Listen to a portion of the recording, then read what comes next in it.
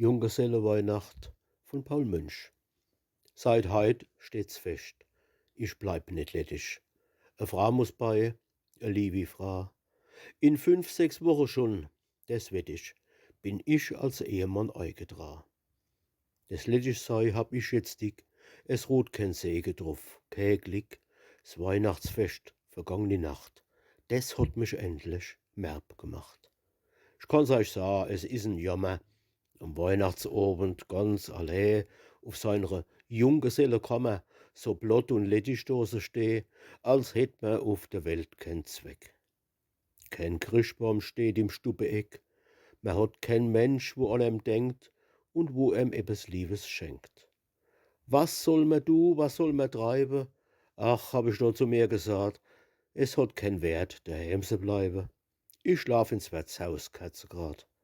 Dat hockt gewiss e ganze Mass von meiner Sött beim Schoppeglas und sucht sich Trost von Not und Pein beim Schafkopp und beim Pelzerwei. Auf aller Gasse is es dunkel, die Lampe scheinen trieb und matt. Als einsam, armseliger Onkel schleich ich mich anne durch die Stadt. Nur da und dort aus manchem Haus strahlt hell der Weihnachtsbaum heraus und Kinder juchsen laut vor Fred und froher Weihnachtsseligkeit. Auf meine Zehenspitze steh ich und guck in die Weihnachtsstub enei.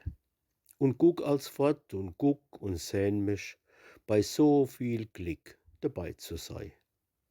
Mich mitzufreien unterm Baum, mir war's als wie 'n schöner Traum. Dann hab ich langsam kehrt gemacht und bin still heimgang durch die Nacht. E Frau muss bei, e Frau und Kinder. Wer lettisch bleibt, des is kein Mann. Ich war 'n großer Ochsenblinde, dass ich nicht längst geheirat hab. Doch nächste Weihnacht, des steht fest, da hockt e Frau bei mir im Nest. Und unterm Christbaum steht, wer weiß, e nagelneie Kinderschäß.